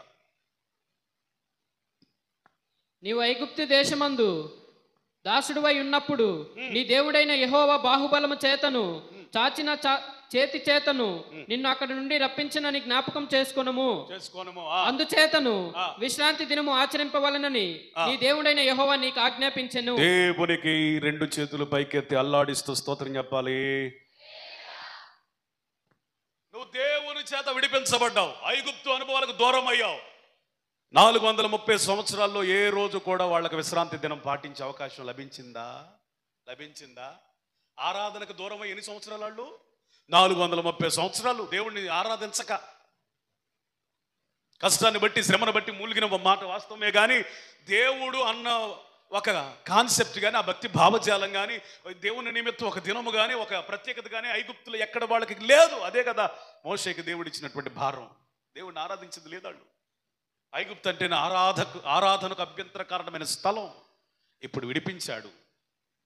ఇశ్రాయేలీలకైతే చెప్పండి విశ్రాంతి దినం. ఇశ్రాయేలీల విశ్రాంతి దినమును పాటించిన రీతిగా మన మట్టుకు మనం క్రొత్త నిబంధన సంఘములోనికి చేర్చబడిన మనం పునరుద్ధాన ఆదివారాన్ని ప్రతి వారములో ప్రతి ఆదివారము మనం ఇక్కడ సామూహికంగా కుటుంబాలతో సహా హాజరవ్వాలి. స్తోత్రం. హల్లెలూయా. ఎందుకంటే గతములో ప్రభుని మనం ఆరాధించిన వాళ్ళం కాదు. అయ్యా నీ పేరేంటి పాస్టర్ గారు అంటే, నా పేరు పాస్టర్ మనోహర్ అండి అంటాం. సరే మీ నాన్న పేరు ఏంటంటే జాకబ్ అని అంటారు. జాకబ్బా, అంతకుముందు పేరు లేదా? అది బాప్తీసం తీసుకున్నప్పుడు జాకబ్ పెట్టారండి. అంతకుముందు వెంకట్రావు మీ దొరికావు మీ తాతయ్య పేరు వెంకటయ్య. మొత్తాత పేరు కనుక్కోవాలా. వెంకట్రావు అంటే ఎవరు? అన్యుడు. వెంకటయ్య అంటే ఎవరు? అన్యుడు. అంటే ఈ అన్య అనుభవాలు చెప్పండి క్రమక్రమముగా పోతూ ఈరోజు నిజ దేవుడిని మనం ఆరాధించే స్థితిలో ఈరోజు పెట్టాడు. స్తోత్రం చెప్పండి. హల్లెలూయా. ఎవరినైనా చూసుకోండి, మూలాలకు వెళ్తే మనం అందరం ఎవరివి? ఒకప్పుడు దేవుని ఆరాధన చేయని, ఆరాధన గుంపులో చేర్చబడని వాళ్ళం. కానీ ఈ రోజున మనం ఎంత ప్రశాంతంగా ఆరాధిస్తూ ఉంటే, ఏంటమ్మా మందిరానికి రాలేదంటే పెళ్ళికి వెళ్ళా. పెళ్ళికి వెళ్ళా. ఏందమ్మా మందిరానికి వెళ్తే నీళ్ళు అప్పుడే వచ్చినాయి అన్నయ్య. ఎప్పుడు? అప్పుడే వచ్చినాయి అంట. ఎందుకమ్మా మందిరానికి? చుట్టాలు వచ్చారు అన్నయ్య. అబ్బో, ఈ వారం పోతే మళ్ళీ ఆదివారం రాటకి ఎన్ని రోజులు పెట్టింది? 7 రోజులు పట్టింది. ఈ మధ్యలో 6 రోజులు ఉన్నాయి. ఇంకొక 7వ రోజు అయితే కానీ నువ్వు మళ్ళీ కూర్చొని ఆ అదృష్టం, ఆ భాగ్యం నీకు రాదు. ఎవరైతే విశ్రాంతి దినమున లోక వార్తలు చెప్పుకోకుండా, చెప్పండి, సొంత కార్యాలు చేయకుండా, తమ దాసుల చేత కూడా పని చేయించకుండా అది రమ్యమైనదని, ప్రతిష్ఠించబడిందని, మనోహరమైనదని ఎంచుకుంటారో వాళ్ళని అన్యజనులు ధన్యులు అంటారంట. అలాంటి వారిని లోకం యొక్క ఉన్నత స్థలముల మీద ఆయన నిలబడతాడంట. చప్పట్లు కొట్టాలి, స్తోత్రం చెప్పండి. హల్లెలూయా. నీ పిల్లలు దేశం యొక్క ఉన్నత స్థలములలో ఉండాలంటే నువ్వు ఆదివారం రావాలి. ఆమేన్, ప్రైజ్ ది లార్డ్. అన్యజనులు నిన్ను చూసి ధన్యులు అవ్వాలంటే, అనాలి అంటే ఏం చేయాలి? ఆదివారం రావాలి. Praise the Lord. మీరు ఎదగాలి, ఆశీర్వదించాలి, బలవంతులు అవ్వాలి, అన్ని విషయాల్లో వర్ధిల్లాలంటే ఆదివారంలో ఆశీర్వాదం ఉంది. అందుకని దీన్ని don't miss the Sunday worship. ఆదివారపు ఆరాధనను మీరు మిస్ అవ్వడానికి ఎటువంటి పరిస్థితి వచ్చినా కానీ, అది ఒకవేళ ఏదో ఎగ్జామ్ అంటే తప్పదు. ఎందుకంటే అది పోతే మళ్ళీ ఇప్పుడు వచ్చిందో తెలియదు కాబట్టి తప్పదు. అర్థమైందా? కొన్ని ఉంటే మానుకోలేని అట్లాంటి అంటే తప్పదు. కానీ చిన్న చిన్నాటికి పెళ్ళండి, ఫంక్షన్ అండి, చుట్టాలు వచ్చారండి, మా ఆయన మోసం తేవటం లేట్ అయిందండి, నీళ్లు లేదంటే, స్నానం చేయలేదంటే, ఇవన్నీ కాదు, పరుగులు తీయాలి. దేవునికి స్తోత్రం. ఆదివారం రావడానికి ఎట్లా ఉండాలి? పండగలాగా ఉండాలి. స్తోత్రం చెప్పండి. నీకు తెలిసింది కిస్మిస్, ఇంక గిటికి చూస్తే ఈస్టరు, లేకపోతే గుడ్ ఫ్రైడే, ఈ మూడేనంటే మనకే అంటారు. లేదు, మనకి ప్రతి ఆదివారం పండుగ. స్తోత్రం చెప్పండి. హల్లెలూయా. 365 రోజుల్లో 52 ఆదివారాలు వస్తాయి. 52 పండుగలు ఉన్నాయి మనకి. స్తోత్రం. నువ్వు అనుభవించగలిగితే 52 పండుగలు ఉన్నాయి. హల్లెలూయా. నువ్వు వచ్చిన ప్రతిసారి దేవుడు నిన్ను బ్లెస్ చేసి పంపుతాడు. Praise the Lord. ఆదివారం ఒక విశ్వాసముతో, అయ్యా నువ్వు వాగ్దానము చేసావు కదా, ఇది ప్రతిష్ఠించబడింది, మనోహరమైనదని, ఏ పని చేసుకోకుండా నిన్ను ఆరాధించాలని, అలా చేస్తే దేశం యొక్క ఉన్నత స్థలముల మీద నిలబెడతానన్నావు కదా, ఇదిగో వస్తున్నాను, నన్ను ఆశీర్వదించి పోటంటే నిన్ను తోసేసే దేవుడు కాదు. నిశ్చయంగా దీనికి సంబంధించిన ఆశీర్వాదాన్ని నువ్వు మోసుకొని వెళ్ళబోతున్నావు ఈరోజు. ఆమేన్. దేవుని సన్నిధిలో ఒక్క దినము గడుపుట, దేవుని మందిర ఆవరణంలో ఒక దినము గడుపుట 1000 దినాల కంటే శ్రేష్టం. దావీదు ప్రత్యక్షపు గుడారములో వెళ్ళలేకపోయాడు, కానీ నిజంగా దావీదు అసలు అమ్మో ఎంత భక్తుడు, ఎంత లోతైన భక్తుడండి. ప్రత్యక్షపు గుడారములోకి వెళ్ళే యాక్సెస్, ఆ ప్రవేశం తనకు లేకపోయినా ఉన్న దాంట్లో ఎంత ఆరాధన చేశాడు చూడండి. అయ్యా నేను అతి పరిశుద్ధ స్థలంలోనికి వెళ్ళే యాజకుడిని కాదు, ప్రత్యక్ష గుడారంలోకి వెళ్ళటానికి కూడా నాకు అవకాశం లేదు. ఒకటైతే ఉంది, ఎక్కడికి వెళ్ళొచ్చు? ఆవరణం అనేది ఉంది. ప్రత్యక్ష గుడారంలో ఎన్ని పార్ట్లు? ఆవరణం, ప్రత్యక్ష పరిశుద్ధ స్థలం. చెప్పండి. ఇప్పుడు వీరికి పరిశుద్ధ స్థలంలో యాక్సెస్ లేదు. రెండోది అతి పరిశుద్ధ అసలే లేదు. యాజకుడు కూడా 1 సంవత్సరానికి వెళ్ళేది. పరిశుద్ధ స్థలం అయితే రోజు వెళ్ళొచ్చు, అతి పరిశుద్ధం అయితే సంవత్సరానికి ఒకసారి యాజకుడు కూడా. మరి ఈయన ఎట్ట పోతాడు? ఈయన అనుకుంటే నాకు దక్కిందే భాగ్యం అనుకొని, నీ ఆవరణంలో అయినా ఉంటే చాలు కదా, అది 1 దినము కంటే 1000 దినాలతో సమానం అన్నాడు. స్తోత్రం చెప్పండి. స్తోత్రం. ఇప్పుడు మనం ఆవరణంలో ఉండే ప్రజలము కాదు, ఆమేన్ చెప్పాలి. పరిశుద్ధ స్థలంలోనికి వచ్చాం. హల్లెలూయా. అంత మాత్రమేనా? 2025 సంవత్సరాల క్రితం శిలువ బలి యాగము ద్వారా చేల్చబడిన శరీరం అనబడిన తెర ద్వారా ఇప్పుడు అతి పరిశుద్ధ స్థలంలోకి వచ్చాం. కొట్టు చప్పట్లో. స్తోత్రం. హల్లెలూయా. ఇప్పుడు అతి పరిశుద్ధ స్థలం కంటే గొప్పది ఇంకొకటి ఉందండి. అది మహాపరిశుద్ధ స్థలం, అది పరలోకం. ఆమేన్. మహాపరిశుద్ధ స్థలములో చేర్చును మన యేసయ్యా, మహాపరిశుద్ధ స్థలములో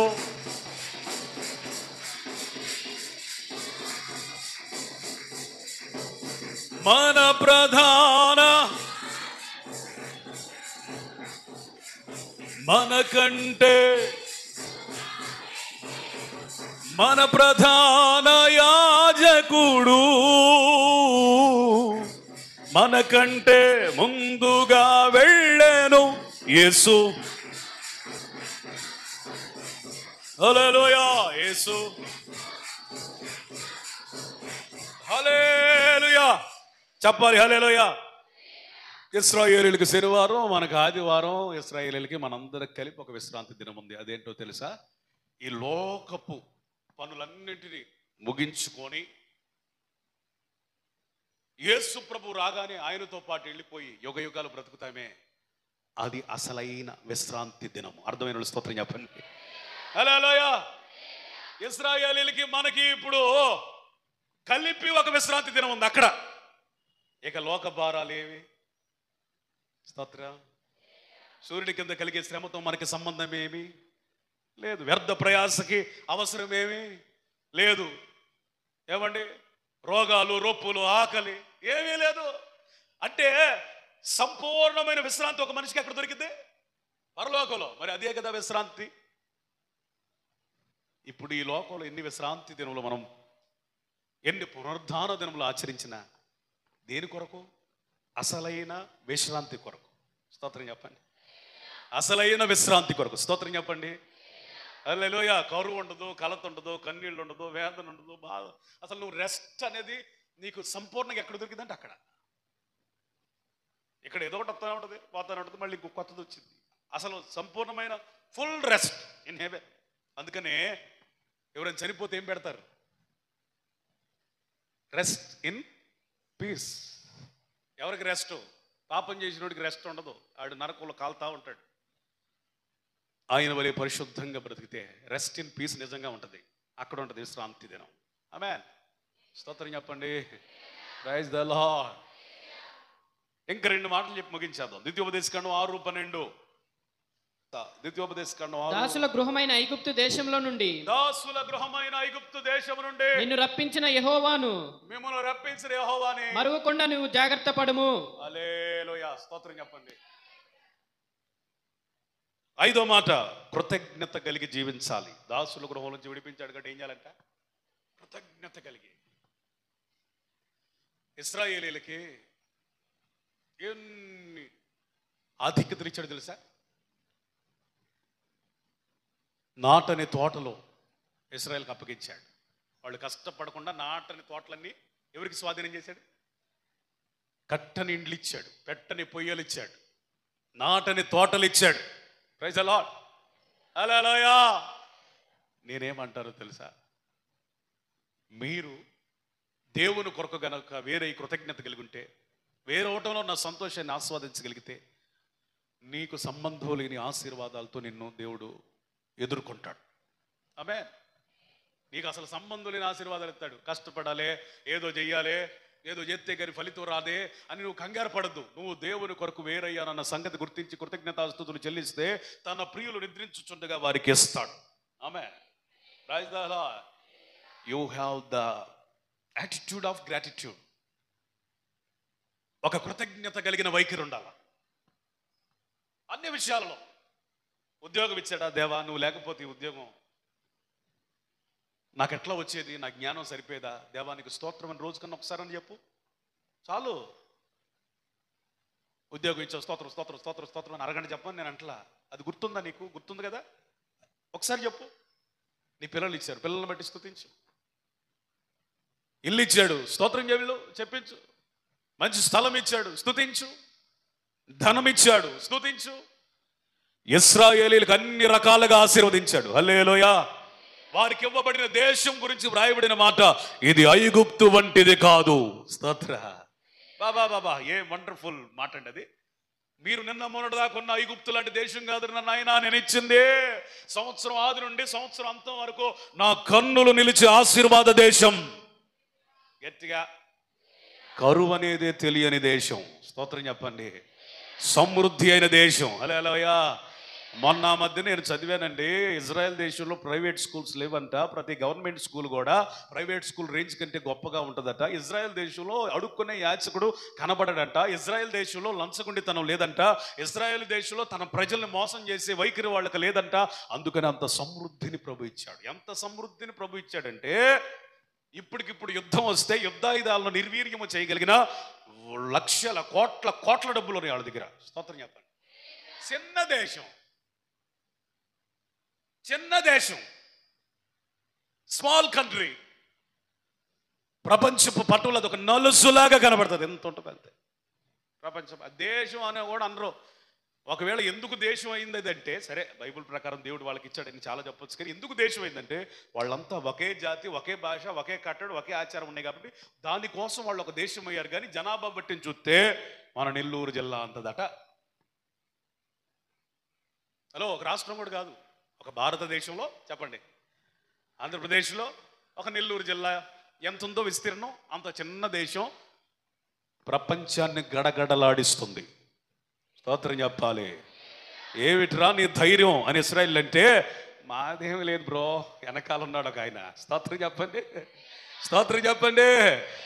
మాలో ఉన్నవాడు లోకంలో ఉన్నవానికంటే శక్తివంతుడు అసలైన ఆయన. హల్లెలూయా. మేము ఆయన చేత విమోచించబడిన ప్రజలు, మాకు ఆయన అన్ని ఇచ్చాడు. స్తోత్రం, హల్లెలూయా. దేవుడు నీకు ఇన్ని ఇచ్చాడు, కృతజ్ఞత ఉందా? మర్చిపోతున్నావా? కృతజ్ఞత ఉందా? మర్చిపోతున్నావా? నీకు అన్ని గుర్తుండాలి. ఆయన చేసిన మేళ్ళు మర్చిపోకుండా స్తుతించాలి. స్తోత్రం చెప్పండి. దావీదు అంటాడు, ఏమి ఇచ్చి నేను కృతజ్ఞత స్తుతులు చెప్పగలను ప్రభు, నా వల్ల అవ్వట్లేదయ్యా, నా వల్ల అవ్వట్లా. ఏమి ఇవ్వాలి? ప్రథమ పుత్రుని ఇస్తే తీరిద్దా? వేలాది నదులు ఇస్తే, పొట్టేళ్ళు ఇస్తే ఏమిస్తే తీరిద్దయ్యా? దశమ భాగాలు ఇస్తే తీరిద్దా? ఏమి ఇస్తే తీరిద్ది నాయన? ఇదంతా కాదులే కానీ నన్ను నేనే నీకు ఇచ్చేసుకుంటున్నానయ్యా. స్తోత్రం చెప్పాలా? ఎత్తికి చెప్పు. ఏమిస్తే తీరిద్దే? ఇన్నిచ్చినా తీరేటట్టు ఏం కనపట్లేదు. అందుకని నన్ను నేనే ఏం చేస్తున్నాను? సాక్రిఫైస్. ఇదే మాట కొత్త నిబంధనలు ఏముంటుందంటే, మనము సజీవ యాగముగా మన శరీరాలను ఏం చేయాలి? ఇది ఆయనకు అనుకూలమైన యుక్తమైన సేవ అంట. స్తోత్రం చెప్పాలి. The perfect service, the perfect worship. ఏంటయ్యా అంటే, మనల్ని మనమే దేవునికి అప్పగించుకొని బలయ్యటమే చెప్పండి నిజమైన ఆరాధన. హల్లెలూయా. లోపము లేని సేవ. హల్లెలూయా. యుక్తమైన సేవ. హల్లెలూయా. ఇదే ఆయన కోరుకుంటున్న కృతజ్ఞత. ఆమేన్. ఇన్నిచ్చాడు. రోజు దావీదుకున్న ఆ ఆరాధన మనసు ఏంటి తెలుసా? ప్రతి సాయంకాలపు వేళ ఆయనకి స్తుతులు చెల్లిస్తాడు. నేను ఇటు యాజకుడిలాగా వెళ్ళిపోయి నైవేద్యం ఇవ్వలేనయ్యా, దీపాలు వెలిగించలేను, నేను రాజునే కానీ యాజకుని కాదు కదా, కానీ చేతులు ఎత్తుటే సాయంకాలపు నైవేద్యం అని అంగీకరించు అన్నాడు. నువ్వు చేస్తే నేను అంగీకరిస్తానా అనలేదు. ఆయన మనస్సు ఎంత దగ్గరగా దేవునికి ఉందో దేవుడు దాన్ని పసిగట్టి నిజంగా ఆయన చేతులు ఎత్తినప్పుడు అల్లా దావీదుని ఆశీర్వదించడం, ఆదుకోవటం ప్రారంభించాడు. హల్లెలూయా. ఒకసారి చేతుల పైకి అంతే ఉంచండి. హల్లెలూయా కాదు, చేతులు ఎత్తడంలో ఉన్న ఉద్దేశం ఏంటి తెలుసా? చెప్తా వినండి. ఇందులో ఉన్న రెవల్యూషన్స్. మేము భూ సంబంధం కాదయ్యా, ఆత్మ సంబంధం. అందుకే మా చేతులు భూమి వైపు లేవు, ఎటున్నాయి? We are belongs to heaven. రెండోది అప్పగించుకోవటం. లొంగిపోతున్నాం అని అర్థం. లొంగిపోతున్నాం అని అర్థం. మూడోది ఏంటో తెలుసా? ఆకాశం ఆయన సింహాసనం అని చెబుతుంది కాబట్టి ఆయన సింహాసనమును తాకే ప్రయత్నం ఇది. ఏంటి చెప్పండి? ఆయన సింహాసనాన్ని తాకే. ఇప్పుడు దావీదు అన్నట్టుగా రెండు చేతులు పైకి ఎత్తడం అంటే అర్థం ఏంటి? ఆయనకి నైవేద్యం ఇవ్వటం. ఏంటి? నైవేద్యం ఇవ్వటం. మోషే రెండు చేతుల పైకి ఎత్తి ప్రార్థన చేసినప్పుడు విజయం, నీకు విజయం కావాలంటే చేతులు ఎత్తాలి. స్తోత్రం చెప్పండి.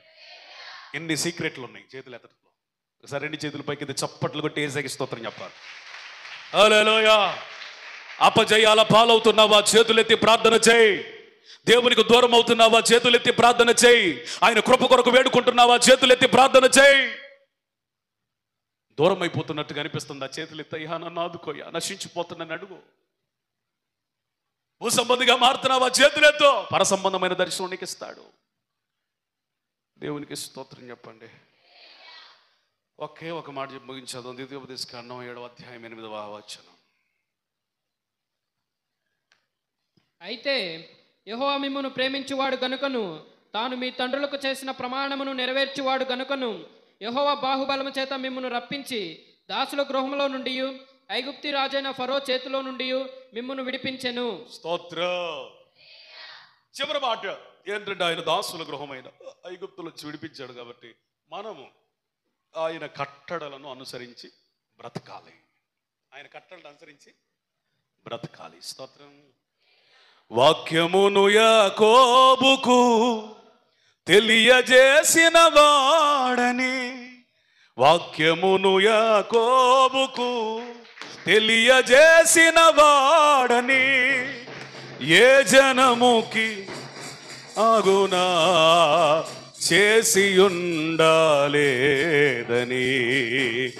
ఏ జనముకి లాగునా చేసి ఉండాలేదని, దేవునికి పాడాలా, చేయుటయే మంచిది మనమందరము స్తుతి, చేయుటయే మంచిది. హల్లెలూయా. ప్రపంచములో దేవుడు మాట్లాడగా వినిన ఏకైక జనం ఇశ్రాయేలు జాతి. చప్పట్లు కొట్టు, స్తోత్రం చెప్పండి. అందుకనే చెప్తున్నాడు, మీరు దేవుని మాటలు విని బ్రతికినట్టుగా ఇంకెవడైనా బతికాడా అని మోషే ఇశ్రాయేలు ప్రజలు అడుగుతున్నాడు. దేవుని మాట విని మీలాగా బతికిన జనం ఏదైనా ఉందా? లేదు. మీ ధన్యత అది. ఏ దేశానికి ఏ జాతికి కట్టడ లేదు దేవుని నుండి, తెలుసా? ఒక ఇశ్రాయేలు జాతికే ఫ్రమ్ ద గాడ్, దేవుని యొద్ద నుండి డైరెక్ట్గా కమాండ్మెంట్స్ వచ్చినాయి. మీరు ఇట్లా బతకాలి, మీరు ఇట్లా తినాలి, ఇవే తినాలి, ఇలాంటి వస్త్రాలే ధరించుకోవాలి, ఇలాగ వ్యవహరించాలి, మీ తోటి వారితో ఎట్లా ఉండాలా, ధర్మం, ధర్మం, సామాజిక ధర్మం, గృహ ధర్మం, భార్య ధర్మం, భర్త ధర్మం, యాజకుని ధర్మం, అన్ని ధర్మాలు ఎవరు నిర్వహించాల్సిన ఎవడు ఏ చెప్పినాడు చేయటానికి దేవుడు ఏం చేశాడు? ఒక ధర్మం పెట్టాడు. ధర్మశాస్త్రం కలిగినది ఇశ్రాయేలు తప్ప ఏ జాతి లేదు. ఏ దిక్కుమొక్కు లేని జాతి అయిపోయింది అంతా. కానీ దేవుడు ఇశ్రాయేలీయుల ద్వారా మనకి కూడా వాక్యాన్ని ఇచ్చాడు. స్తోత్రం చెప్పండి. Praise the Lord. మత్తయి యేసు ప్రభుని చరిత్ర నుండి పరిచయం చేశాడు. అబ్రాహాము కుమారుడు.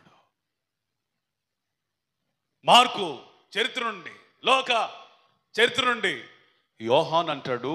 చెప్పండి చెప్పండి, చూడండి. ఆది యందు, స్తోత్రం, ఎక్కడి నుంచి మొదలు పెట్టాడు? ఆది యందు. ఇప్పుడు ఆ దేవుడే ఎట్లా వచ్చాడట? దేవుని కుమారుడిగా, వాక్య స్వరూపిగా మన యొద్దకు వచ్చాడు. ఎట్లా వచ్చాడు? యేసుప్రభు ఎట్లా వచ్చాడు? వాక్యమై.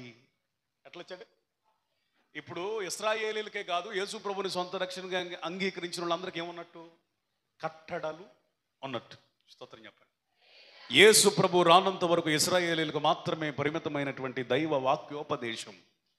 యేసు ప్రభు రాగానే ఆయనే వాక్యము గనక ఆయనను సొంత రక్షకునిగా అంగీకరించిన యూదుడికి, గ్రీసు దేశస్థుడికి, అన్యుడికి అందరికీ కట్టడలు వచ్చేసినాయి. లేకపోతే మన దాకా వచ్చేది కాదు. యేసయ్యను బట్టి స్తోత్రం చెప్పండి. వాక్యమైన యేసయ్యను బట్టి స్తోత్రం చెప్పండి. మీకు అద్భుతమైన మాట చెప్పనా? ఐగుప్తును విడిచి వేరైన ఇశ్రాయేలీయులకు దేవుడు చెబుతున్న మాట, మీరు ఐగుప్తీయులను ద్వేషించవద్దు. ఏమన్నాడు? Don't hate Egyptians. ఎందుకు? వాళ్ళ మూడో తరము కూడా మీలో చేర్చబడుటకు నేను అవకాశం ఇస్తున్నాను. స్తోత్రం చెప్పండి. ఆయన ఐగుప్తును ద్వేషించాడు, కానీ ఐగుప్తు ప్రజలను కూడా తన సమాజ మందిరాలలో చేర్చుకోవడానికి ఆయన ఇష్టపడ్డాడు. దేవునికి స్తోత్రం చెప్పాలా?